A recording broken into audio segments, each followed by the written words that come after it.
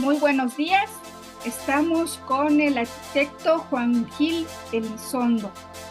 A mí me habían hablado mucho de él, sin embargo no había yo tenido la gran oportunidad de tenerlo enfrente de mí y sobre todo haber leído de sus propias manos textos y reflexiones tan impactantes y tan actuales. Pues vamos a presentar al arquitecto Juan Gil Elizondo y que él nos diga un poco su vida, porque posteriormente se desarrollará su obra en esta entrevista. Muchísimas gracias, Arqui, de veras, qué gusto tenerlo aquí.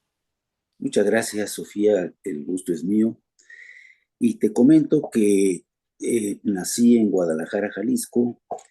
Aquí hice la- mis estudios hasta la secundaria y la preparatoria la hice en el TEC de Monterrey, porque si bien mi padre fue jalisciense, mi madre era regiomontana.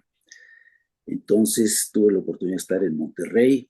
Inicialmente iba a ser ingeniero civil y por eso orienté mis caminos hacia Monterrey.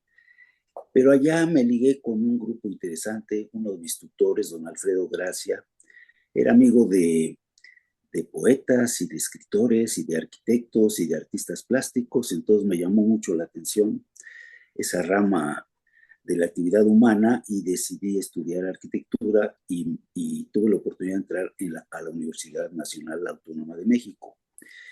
Ahí me formé como arquitecto, mis maestros Pedro Ramírez Vázquez, Félix Candela, bueno, toda esa generación importante de arquitectos que le dieron forma al México del siglo pasado.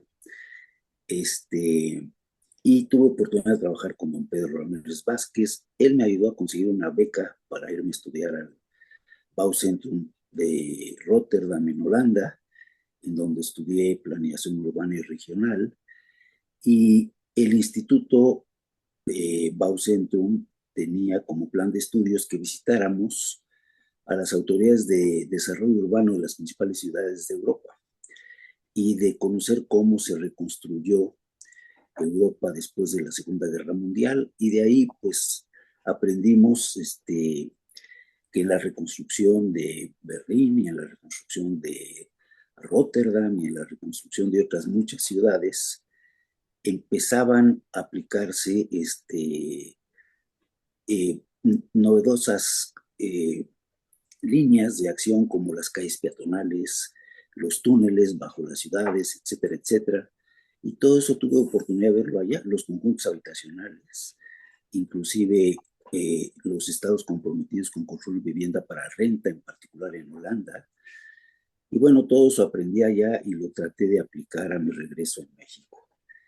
Y a mi regreso en México tuve la oportunidad, el alcalde José Vidaurri de Guadalajara a principios de los años 70 creó una comisión de planeación urbana con un consejo de profesionistas muy destacados, entre los que figuraba Jorge Matute Remus, que fue mi mentor en Guadalajara, un ingeniero que fue rector de la universidad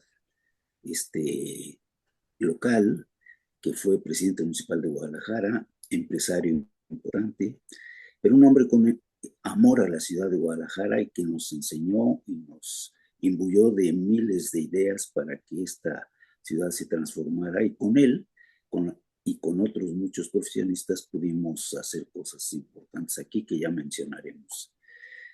Después, en función de uno de los proyectos de los que desarrollé aquí en Guadalajara, me invitaron a participar en la creación de 8 centros urbanos en la Ciudad de México. Eduardo Rincón Gallardo, que era el secretario de Desarrollo Urbano en aquel entonces, y él también exalumno de el Bouwcentrum de Rotterdam, Holanda. Y proyectamos los 8 centros urbanos con arquitectos de gran renombre como Teodoro González de León, Félix Sánchez, García Formentí, qué sé yo.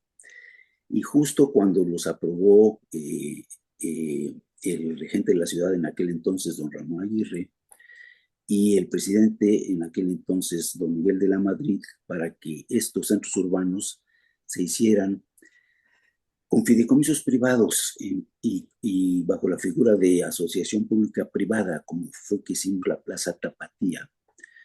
Pues resulta que vino el sismo de 85 y los proyectos se archivaron 30 años. Hasta que hace pocos años me invitaron a reactivar el centro urbano de Tacubaya, el sistema de actuación por cooperación de Tacubaya, en la administración del señor Mancera. Y bueno, después de estas experiencias, me nombraron, después del sismo 85, delegado en Xochimilco, porque el presidente Salinas tenía la intención de que no se perdiera Xochimilco por la invasión que venía tan acelerada de Iztapalapa y que ya se estaban echando sobre los ejidos y las chinampas para urbanizarlos. Y el jefe de gobierno, Manuel Camacho Solís, se comprometió con el proyecto, nos apoyaron enormemente y me dieron la doble responsabilidad para ser delegado y para ser coordinador general del proyecto. Yo hice el plan maestro antes de ser nombrado. Y con un mando único, como lo querían mis jefes, pues sí pudimos tener un diálogo intenso con la comunidad y sacar adelante con la ayuda de instituciones y de destacadísimos profesionistas como el ingeniero Cruzank García, que ya había rescatado el lago de Texcoco en tiempos del presidente Echeverría, pues fue que se logró hacer esta obra también. Y en los años, en 1997 me retiré del servicio público y empecé a hacer algunos proyectos de vivienda en algunas ciudades del país, hasta que me retiré de la vida activa hace alrededor de 4 o 5 años y ahora soy consultor, nada más. Parece poco, ¿verdad? Pues sí, de narrarlo me cansé un poquito. Sí, cómo no, cómo no. Fíjese que leyendo un poco sobre algunas reflexiones que me hizo favor de comentarme, pues su padre, Juan Gil Preciado, que me encantó esa frase de servicio a los semejantes, es la única actividad que enaltece al hombre. Y a partir de eso me empecé a, pues, analizar su vida y su obra y en realidad usted cumplió con esa filosofía. Entonces, ¿cómo concibe la arquitectura y el urbanismo como estas actividades al servicio público? Hay 3 hombres que influyeron enormemente en mi vida. Mi padre, Juan Gil Preciado, que fue un destacado político del siglo pasado, huérfano que se hizo a sí mismo y empezó desde eh, puestos muy humildes en la administración pública hasta llegar a ser pues, presidente municipal de Guadalajara, gobernador de Jalisco, secretario de Estado, y en aquel entonces tapado a la presidencia de la República. Entonces, un hombre con ese perfil siempre nos dijo a sus hijos, que fuimos 6, que nos iba a apoyar en la educación y que nos iba a apoyar para que tuviéramos conocimientos y los aplicáramos en beneficio de los que menos oportunidades tenían en la vida. Y esa fue su filosofía. Y esa frase que tú repetiste, que tú mencionaste, mejor dicho, era su mantra, que no hay nada más, digamos, eh, importante para la vida de un hombre que servir a sus semejantes, porque era una actividad que enaltece a las personas. Y bueno, estamos surgidos de eso en los tiempos que corren, que nos hemos deshumanizado mucho. Así es. Y bueno, yo creo que a partir de eso, pues por eso hay tanto reconocimiento, por ejemplo, el reconocimiento internacional de la UIA en la Bienal de Barcelona en 1994, sobre todo por el impacto social y cultural y el rescate al medio ambiente del proyecto que acaba de mencionar en Xochimilco. Y mira, ese proyecto estaba, bueno, el patrón del proyecto era el presidente de la República. Y eso es muy importante en este país y en todos los países. Y eh, Manuel Camacho, que era el jefe de gobierno, comprometido con el proyecto, iba prácticamente cada mes a visitarlos, a visitar la zona y a conocer de los avances, etcétera, etcétera.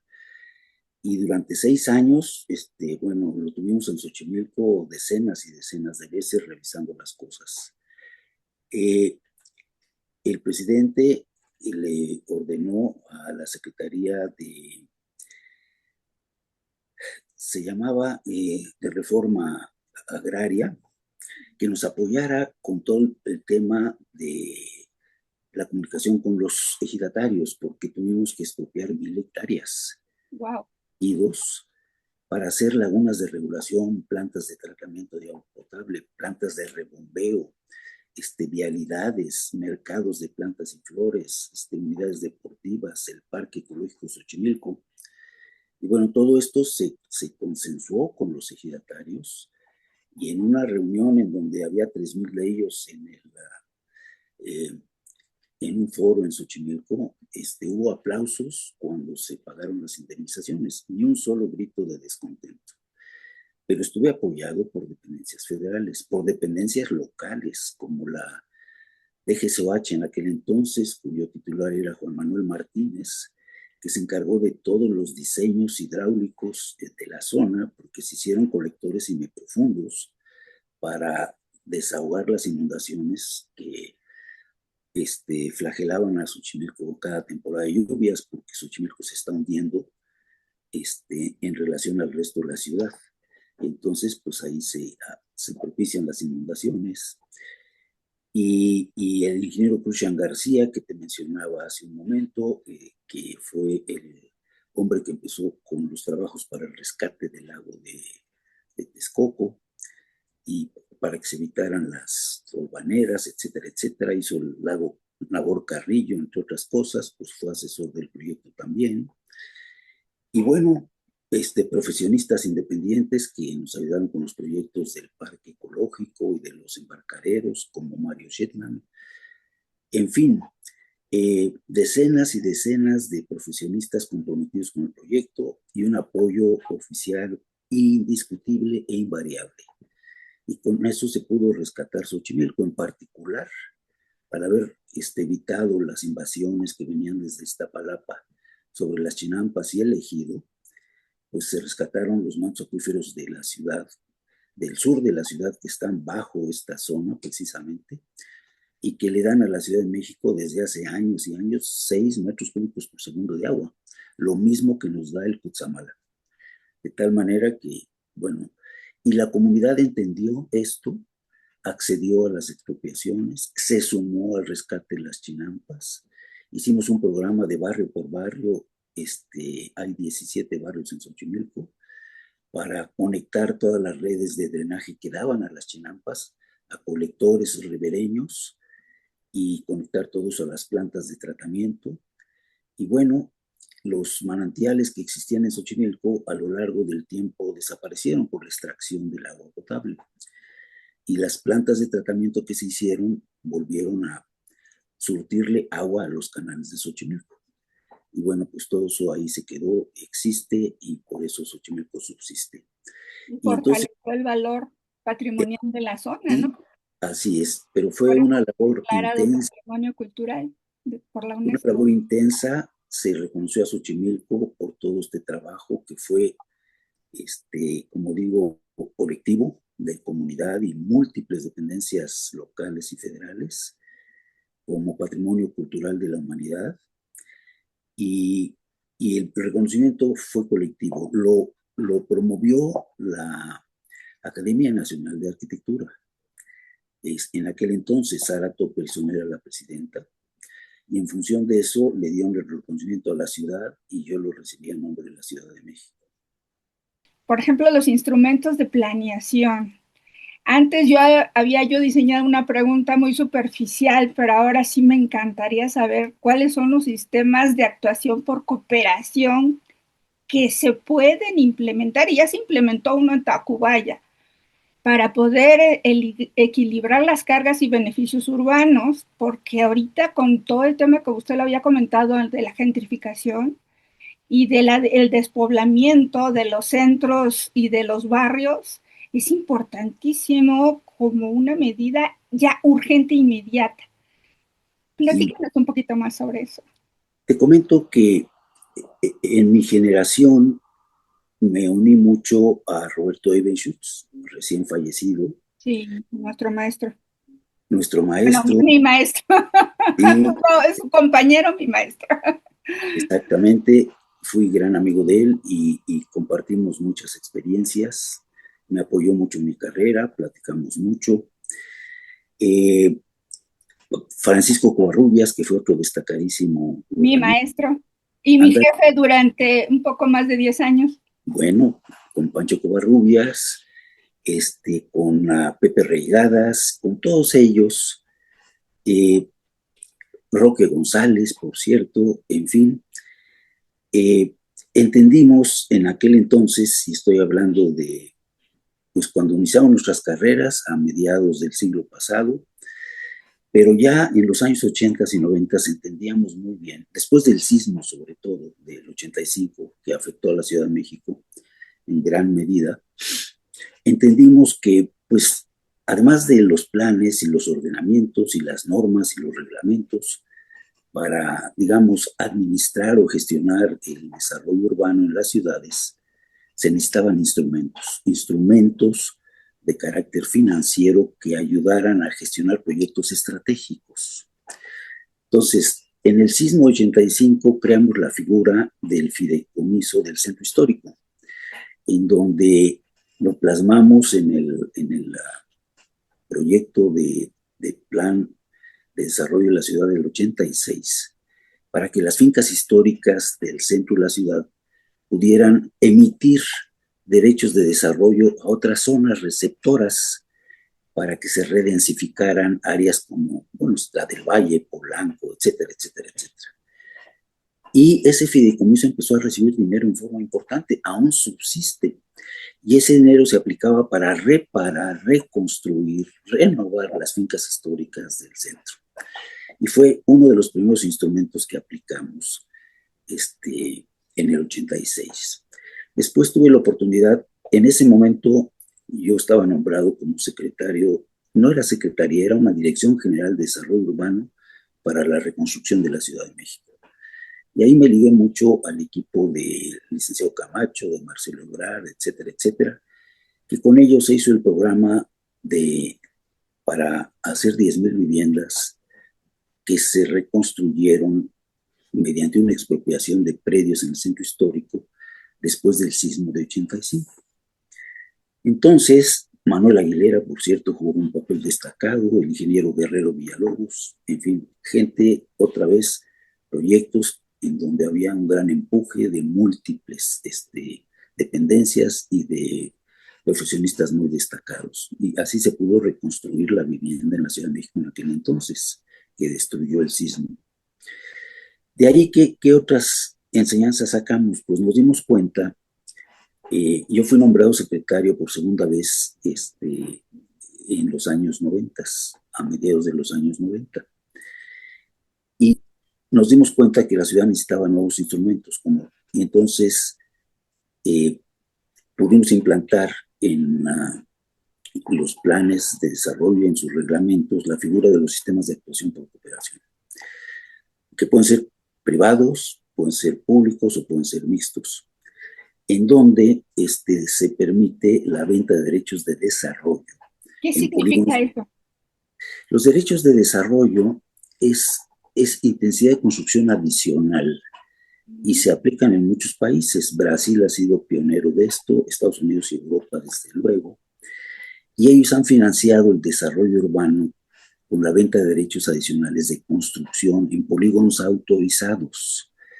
Y entonces aquí te permiten vender derechos adicionales de construcción a predios privados para que, si las condiciones de movilidad, vialidades, transporte público, capacidades hidráulicas y ¿Decir que son derechos adicionales a los del uso de suelo, a los de la Carta del Uso de Suelo?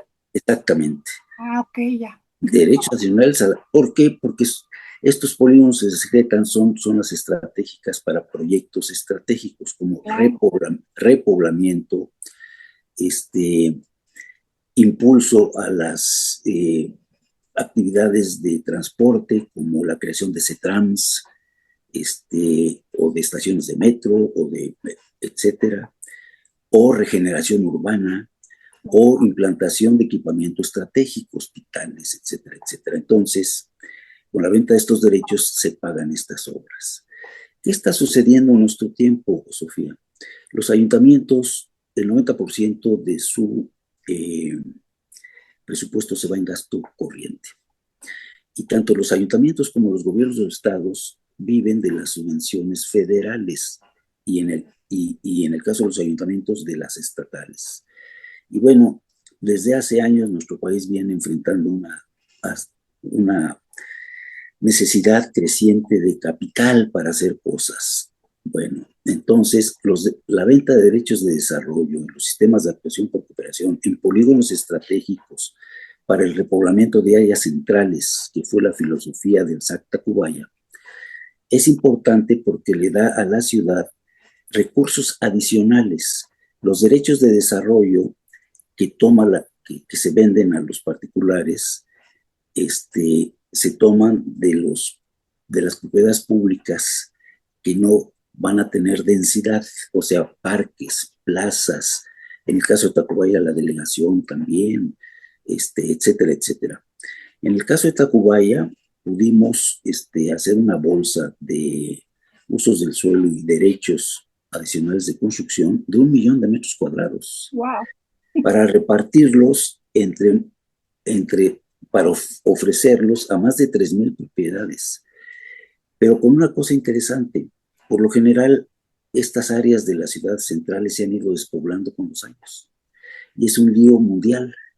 ¿Por qué? Porque al haber especializado tanto el uso del suelo, o sea, áreas habitacionales, áreas industriales, áreas comerciales, despoblamos las áreas mixtas que eran los centros de las ciudades.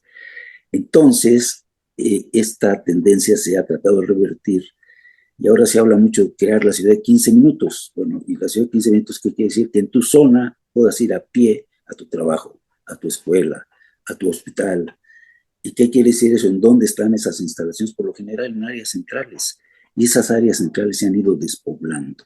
Bueno, entonces la idea ahora en todo el mundo, y la idea de los SACs en particular, pues es repoblar áreas de centralidad en donde tienes metro, ejes viales, metrobús, hospitales, escuelas, parques, mercados, y no hay gente, porque la gente se ha ido a vivir a los suburbios. Bueno, entonces, es importante la redensificación, ¿verdad?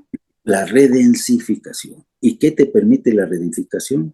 Con hacer un portafolio de proyectos en el caso de Tacubaya, durante 2 años lo socializamos con la comunidad, con los pobladores de las vecindades, porque hay vecindades, hay más de 30 vecindades en Tacubaya, con la gente de los mercados, con más de 2,000 vendedores ambulantes que están en la calle, con los transportistas que tienen más de 300 o 400 camiones estacionados en más de 4 hectáreas de calles en Tacubaya. Y bueno, pues todo esto ha propiciado que Tacubaya se vaya abajo. Se ha despoblado, se han ido escuelas, se han ido comercios, porque la zona es muy poco atractiva. Más bien, es agresiva. Ya hay mucha violencia, ya hay tráfico de drogas, trata de blancas, etcétera, etcétera, etcétera. Bueno, entonces con todos ellos revisamos esto y se hizo un portafolio de proyectos. Y en el portafolio de proyectos, ¿en qué se están utilizando los recursos de esta bolsa de usos del suelo e intensidad de construcción, que se han vendido entre más de 14 propietarios que por estar junto a ejes viales, etcétera, pues tienen derecho a construir 2 veces el ancho de la calle. Por ahí pasa el periférico, el viaducto, Avenida Revolución, Avenida Observatorio, el Parque Lira, Avenida Jalisco, que son avenidas de 80 y 100 metros de ancho, ¿no? Entonces puedes hacer ahí edificios de 20 y 30 niveles. Claro. Te lo permite. Y además, Tacubaya está subconstruido. Los planes parciales permiten que con el H630 que está autorizado en la zona, haya hasta 3 millones de metros cuadrados construidos. Y Tacubaya tiene 1,5 millones de metros cuadrados construidos. Entonces, por lo general, ese es el esquema que te vas a encontrar en todas las áreas centrales de nuestras ciudades, subconstruidas. Entonces, no necesitas modificar planes parciales y puedes vender derechos adicionales de construcción que le dan dinero al gobierno para que, en el caso de Tacubaya, hacer un CETRAM para enterrar los camiones, hacer pasajes comerciales para ordenar el comercio ambulante, renovar los mercados que están muy deteriorados, los espacios públicos que están semiabandonados, como el Parque Lira, la Plaza Charles de Gaulle, la Alameda Tacubaya. Hay más de 10 hectáreas de espacios abiertos ahí. Hacer banquetones, ciclopistas y desde luego renovar las redes de agua y drenaje que en Tacubaya tienen 60 años de vejez, de vida, y el 40% del agua potable se va al subsuelo, pues están rotas las tuberías, y las de drenaje también contaminando los mantos acuíferos. Entonces, pues te da dinero para hacer todo eso, capacitar el territorio con nueva infraestructura, con nuevos equipamientos, y poder repoblarlo en forma ordenada. Y en eso se comprometió la comunidad hace 6 o 7 años. Hubo un cambio de gobierno, vinieron otro tipo de perspectivas, pero hoy en día el gobierno de la ciudad está retomando el proyecto y lo está tratando de sacar adelante. Señores, si nos están oyendo, escuchen todas estas grandes recomendaciones urbanas y si no, mándenselo a quien sí los vaya a escuchar. Aquí, entonces, por ejemplo, los modelos de financiamiento colaborativo todavía están en boga, ¿no? O sea, sobre todo porque en sus reflexiones, que es muy cierto, está el tema de la oferta de vivienda. Entre más vivienda haya, más oferta, más barato. Explíquenos eso, porque hay que seguir construyendo vivienda, si no, ¿cómo la vas a repartir, no? Sí, mira, en los últimos días en la Ciudad de México se ha hablado mucho de la gentrificación por una manifestación pública que hubo, que se tornó en violenta inclusive, y bueno, el tema saltó a los medios y hoy en día pues todo el mundo está analizándolo. Pero es bien sabido que la Ciudad de México necesita que se construyan 75,000 viviendas al año, porque hay matrimonios, porque los hijos crecen y se salen de sus casas y buscan vivienda. Y por desgracia, por una serie de circunstancias, ha disminuido mucho y no solo en la Ciudad de México, en Guadalajara y en Monterrey, etcétera, la oferta de vivienda. En la Ciudad de México hace una década se estaban construyendo 30, 40 mil viviendas al año. Y en Guadalajara, en Jalisco, igual 30, 40 mil también. Y así estaba la cosa hasta que vinieron algunas crisis de carácter económico, problemas que se fueron agravando como la falta de suelo en áreas centrales, como la falta de agua en algunas ciudades, etcétera. Y que bueno, todo esto ayudó a que se disminuyera el ritmo, pero afecta enormemente, sobre todo a la población que requiere vivienda, jóvenes en particular, nuevos matrimonios, etcétera, etcétera. ¿Qué te permiten los sistemas de actuación por cooperación? Bueno, te permiten fijarle reglas a la venta de los derechos de desarrollo. Y en el caso de Tacubaya, a la gente que compró derechos de desarrollo, le solicitamos que además de aplicar ecotecnias para que el agua se recirculara y no se tirara directamente al drenaje, sino que se aprovecharan los muebles sanitarios, sobre todo las aguas grises. En pocas palabras, recircular el agua que se utiliza, porque no nos sobra en la Ciudad de México y creo que en ninguna ciudad del país. Les pedíamos también que entre un 20 y un 30% de la vivienda fuera asequible. O sea, te permitimos derechos de desarrollo para que en un predio que tiene derecho a hacer 20 viviendas se puedan hacer 80 o 120, pero va condicionado a que una parte de esas viviendas sea asequible. O sea, haz viviendas que en aquel entonces andaban alrededor de $1,000,000. Estoy hablando de hace 6 o 7 años. Entonces tú le aplicas incentivos a la compra o a la venta de los derechos de desarrollo. Y esa venta de derechos de desarrollo, si alguien quiere hacer un proyecto de vivienda social, el gobierno te permite que los vendas más baratos para que el promotor tenga el incentivo de hacer vivienda social. De tal manera que es importante el uso de estos instrumentos y te permite una gran flexibilidad en su aplicación. Pero hay que hacer vivienda, tenemos que tener oferta para que no haya especulación, porque, bueno, pues las leyes del mercado son, no perdonan, entonces hay oferta y los precios se moderan. Hay mucha demanda y la demanda sobrepasa la oferta, todo se encarece. Aquí, y en Guadalajara, ¿tiene algún ejemplo que nos pueda comentar respecto al uso de figuras de colaboración público-privada para la vivienda? Pues mira, sí, te comento y voy a ampliar un poquito más el tema. Guadalajara ha sido una ciudad de vanguardia en materia de planeación y de aplicación de instrumentos de captura de plusvalías, que así se les nombra a todos estos instrumentos, ¿no? Y los consejos de colaboración municipal se crearon hace 75 años y la ley de plusvalías también. Entonces, en las colonias de Guadalajara se han mejorado los servicios agua, drenaje, alumbrado, banquetas, pavimentos a través de los consejos de colaboración municipal, que se arma, es un organismo que se arma con vecinos y gobierno, y los vecinos ponen el 50% del costo de estas obras que mencioné y el gobierno el otro 50%. Y Guadalajara se ha urbanizado de una manera extraordinaria en sus barrios y colonias a través de estos mecanismos. Por otra parte, desde mediados del siglo pasado, Guadalajara emprendió una serie de obras viales para darle conectividad a las colonias que se estaban armando en su periferia con las partes centrales. Y entonces se ampliaron avenidas importantes de la ciudad mediante la ley de plusvalías. Y entonces, bueno, el gobierno hace la obra, toma un crédito y esta obra se paga a través del predial durante muchos años. Entonces hay una fuente de repago. Y estos instrumentos yo tuve la oportunidad de utilizarlos cuando fui secretario de Desarrollo Urbano en Jalisco y creamos el par vial en las avenidas Vallarta, Javier Mina y Hidalgo y República, que tiene 16 kilómetros de largo. Se le dotó de transporte colectivo eléctrico y conectan las colonias del oriente y del poniente de la ciudad con el centro histórico. Inclusive hay una parte de túneles que conectan a estacionamientos subterráneos en la Plaza Tapatía.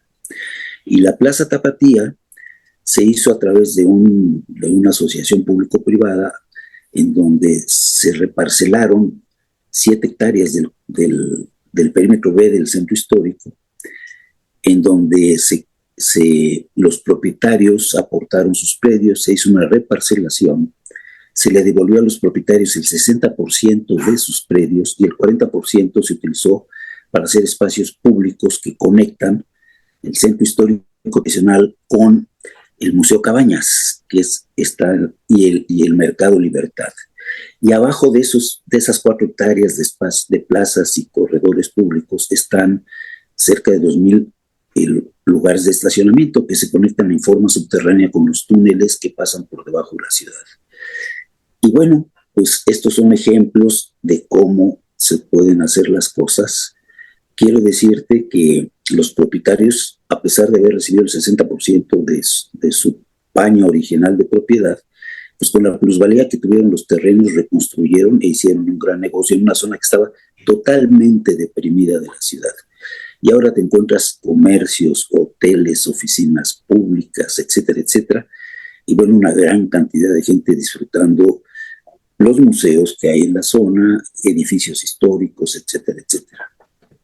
Claro, todo esto son ejemplos de una buena política de vivienda y de desarrollo urbano. Muy apoyada por las autoridades, insisto.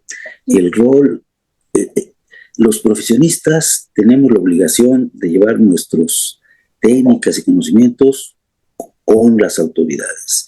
Y son los presidentes municipales, gobernadores, secretarios de Estado, etcétera, los que deben aplicar esto y convenciendo a la comunidad de estos proyectos. Entonces, pues se hace un círculo virtuoso. Claro, por supuesto. Y a partir de esto, ¿qué nos cuenta un poquito sobre el libro de Ciudad de México, Visión de 2030?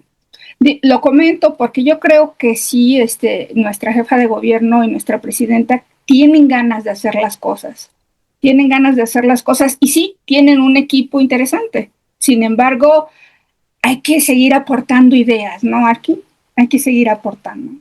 Y mira, ese libro fue muy interesante porque participaron Pancho Covarrubias, que te comenté, Francisco Covarrubias, Roberto Gabenschutz, Manuel Perró, entre otros profesionistas, el Colegio de Arquitectos en aquel entonces, las universidades como la UNAM, como la UAM Xochimilco,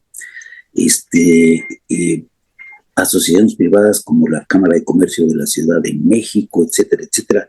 Fue un trabajo colectivo, con mentes muy brillantes, que tuve la fortuna de coordinar. Y en esa publicación, bueno, hicimos hincapié en todo lo que habíamos aprendido en décadas y décadas, Covarrubias, Eibenschutz, yo, etcétera, etcétera. Y bueno, insistimos en, primero, pues que la ciudad debe ser policéntrica.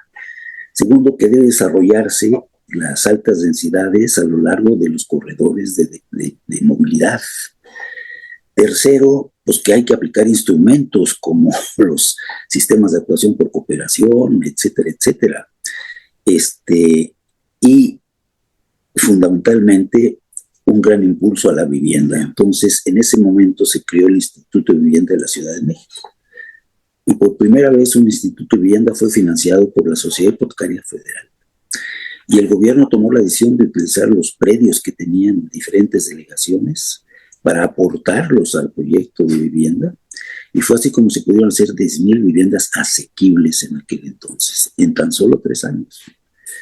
Entonces, bueno, son ejemplos de que sí se puede, pero los profesionistas tenemos una obligación. No hay que tenerle flojera a participar en el gobierno.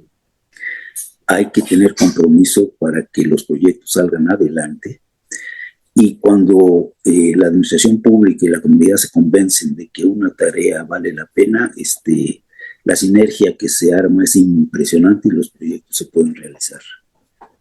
Y entonces, ¿qué nos puede comentar sobre los modelos policéntricos? Pues mira, en la Ciudad de México es indispensable, igual que en Guadalajara y en otras zonas, porque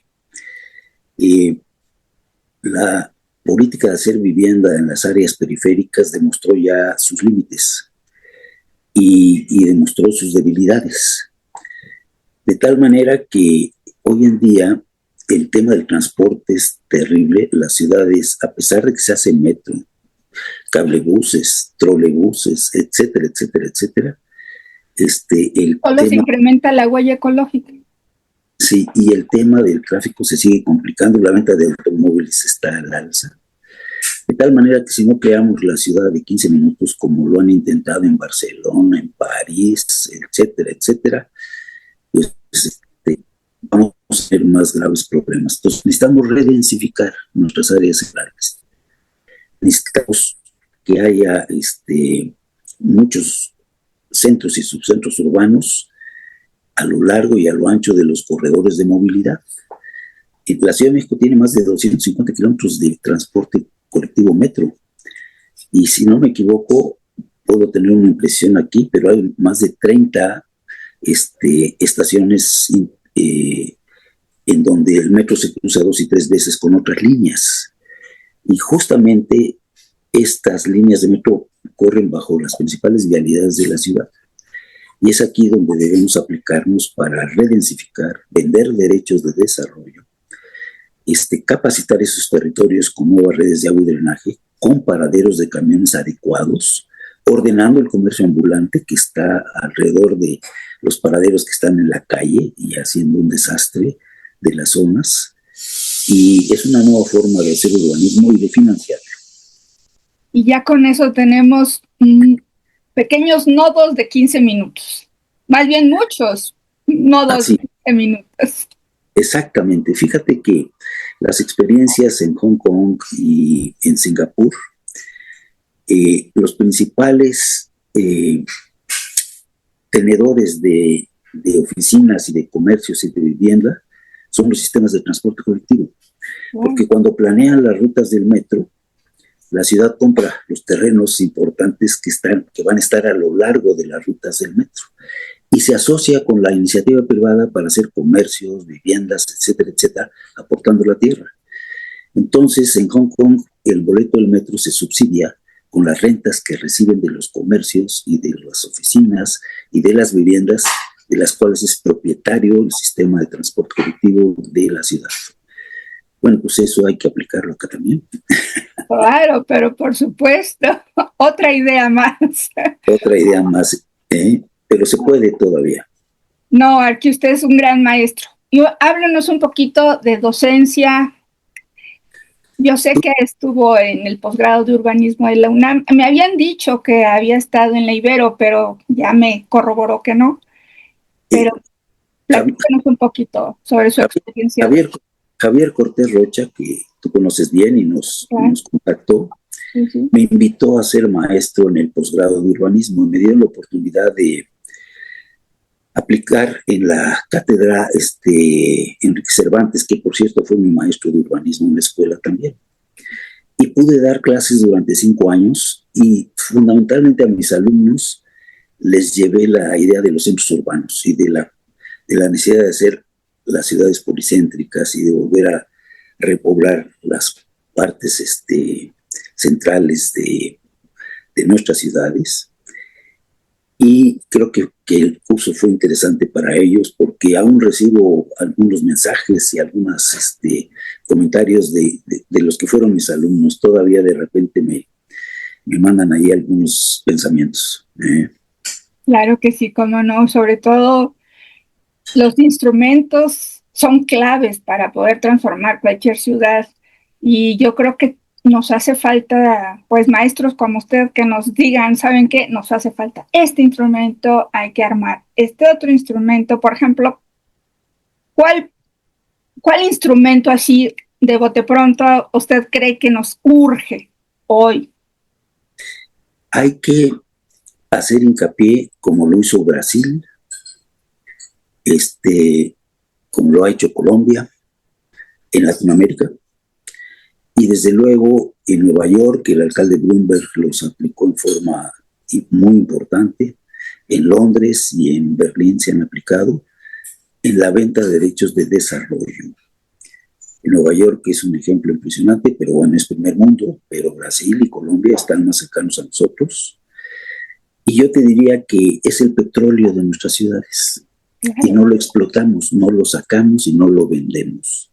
Entonces, el decretar polígonos en áreas de centralidad, como se hizo en Tacubaya, y se hicieron en otras zonas en aquel entonces también, el SAC Granadas, el SAC Meda, etcétera, etcétera, que no lograron su pleno desarrollo. Creo que Tacubaya es el único que tiene fideicomiso y a ese fideicomiso han ingresado cerca de 380 millones de pesos y están por ingresar otros 300 millones de pesos. Que van a permitir la consecución de obras viales, hidráulicas, etcétera, etcétera. Esa es la manera de repoblar las ciudades en áreas centrales y de financiar su desarrollo. Ahí hay que poner el acento. Tenemos mucho petróleo, mucho oro en nuestras ciudades y tan fácil como instrumentarlo. Hay que utilizarlo y bueno, esa es la forma de sacar adelante proyectos estratégicos que le den viabilidad a nuestras ciudades. El tema del agua se puede coadyuvar con estas inversiones, el transporte, etcétera, etcétera. Claro, por supuesto, porque yo siempre comento que la micromedición hace mucha falta en México, sobre todo por el tema del goteo, ¿no? Ahí se pierde un poco más del 70% de agua, sí, porque definitivamente las fugas en México están al orden del día. Se puede identificar cuando hay fugas si es que hay una micromedición, pero pues hay que ponerle también un poquito de interés al asunto. Así. Y con respecto a los gremios, la parte institucional, la equidad territorial, ¿qué nos puede platicar sobre la AMU y el ANA, que es la Asociación Mexicana de Urbanistas, y la Academia Nacional de Arquitectura? Bueno, te quiero decir que me han dado oportunidad de participar en estos gremios, han sido muy generosos conmigo, eh, y hay una enorme preocupación por todo esto que estamos platicando. Y creo que la conciencia en mis colegas, de que hay que hacer ciudades más resilientes y hay que hacer ciudades más, capaces de resolver sus problemas de inversión, está permeando en todas partes. En particular, Juan Key, el presidente de la Asociación Mexicana de Urbanistas, está impulsando mucho estos temas. Y actualmente ya es el presidente de la ANA, ¿no? De la ANA del Valle de México, exactamente. Sí. Entonces, él y otros destacados miembros de la AMO están convencidos de que la venta de derechos de desarrollo puede ser la salida para redensificar nuestras ciudades, para que los gobiernos locales tengan recursos para mejorar nuestra infraestructura y equipamiento y para subsidiar la vivienda asequible a través de estos mecanismos de financiamiento. Entonces, hay una gran conciencia y yo creo que próximamente la AMU se va a estar manifestando en torno a estos temas en varios foros. Ahí vamos a estar también.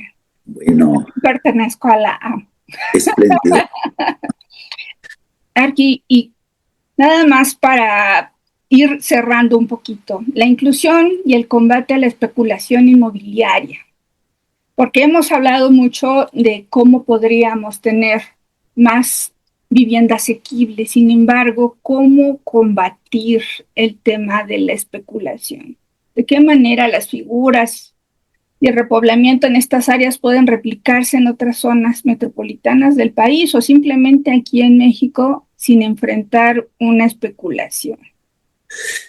Bueno, fundamentalmente cuando tú llevas inversión pública a las zonas, efectivamente va a haber especulación. La gente tiende a decir, bueno, va a mejorar mi zona, mi propiedad vale más. Bueno, en este momento es cuando se deben aplicar los mecanismos de repartición de cargas y beneficios. Entonces, cuando tú vas a mejorar una zona, hay obligación de platicar con los propietarios. Y con los propietarios decir, si vamos a hacer obras viales y si vamos a hacer mejoramiento de parques, etcétera, bueno, hay que cooperar todos. El gobierno pone esto y ustedes ponen lo otro. Entonces, es una forma de solidaridad para el desarrollo urbano. Y hay otra figura interesante que se usa mucho en Guadalajara, pero que hay que usar en Ciudad de México, que es en Guadalajara se llaman derechos reales de superficie. O sea, un propietario conserva su terreno y conserva su negocio y le da oportunidad a un desarrollador que compre derechos de desarrollo de utilizar los derechos de aire de su finca. Entonces, esto es muy interesante y lo hemos hecho ya en Guadalajara. Y ahí acabas con la especulación. O sea, el propietario dice, bueno, yo conservo mi terreno, yo conservo mi negocio, tengo derecho a hacer 2 niveles, pues te vendo a ti, Sofía, mis 2 niveles a los que yo tengo derechos que no he utilizado, y tú, Sofía, cómprale al gobierno otros 10 niveles. Y sobre mi propiedad en zancos, o pues tiramos lo que hay, pero me lo repones, haz 80 viviendas. Y yo sigo conservando mi predio en un condominio de condominios, en donde yo soy propietario de la planta baja y de un nivel, y un montón de gente va a ser propietaria de 80 departamentos que van a estar arriba de mi propiedad. Es una forma importante, le das plusvalía a los terrenos y los derechos de aire valen mucho menos que el metro cuadrado de tierra. Claro, por supuesto. Y es una fórmula interesante porque pues le vas dando plusvalía a zonas que están muy decaídas hoy en día. Y si tú tenías un predio y un negocio mediocre, con la redensificación y las nuevas actividades económicas, pues efectivamente vas a disfrutar genuinamente de la plusvalía a la que tienes derecho. Pero tú estás cooperando con el desarrollo. Oiga, ¿y eso se puede hacer, solo como ejemplo, se puede hacer en la Ciudad de México como un contrato de condominio? O sea, sin que exista esa, sí se podría lograr tener un, ¿sí? se llaman condominios maestros. Condominios maestros, entonces el condominio maestro tiene la parte original de la propiedad, que es el terreno y la planta baja y un sótano, ¿no? Qué sé yo.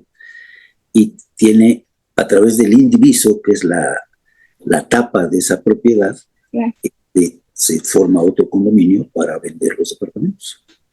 ¿Existe esa figura entonces en México o la puede hacer un notario?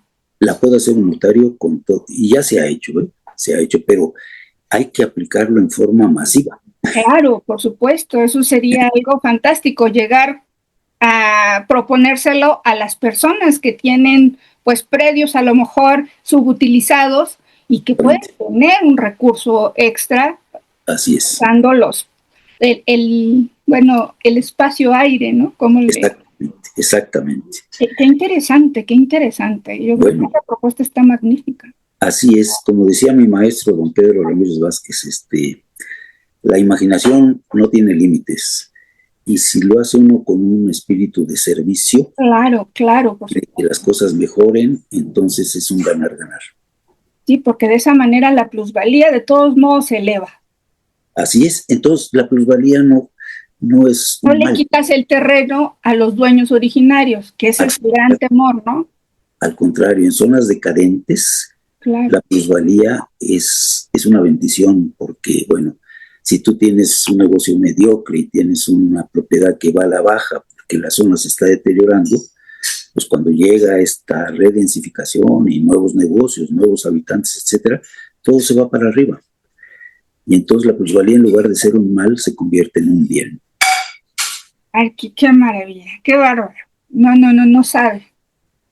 Y entonces, ya para cerrar aquí, platíquenos un poquito sobre su legado profesional, que le gustaría que fuera el ejemplo a seguir para todos nosotros y los que seguimos y los que van a seguir, porque en México, siempre he dicho, hay mucho por hacer. O sea, estamos naciendo en este tema. Creo que usted es de los másters que hay que seguir.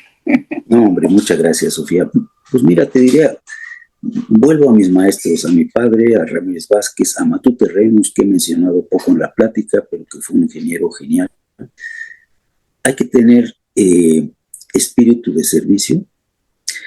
No hay que tenerle flojera a participar en la administración pública. Hay que entender que nuestras ciudades están enfrentando crisis múltiples en transporte, en falta de agua, en seguridad, etcétera, etcétera, y falta de vivienda.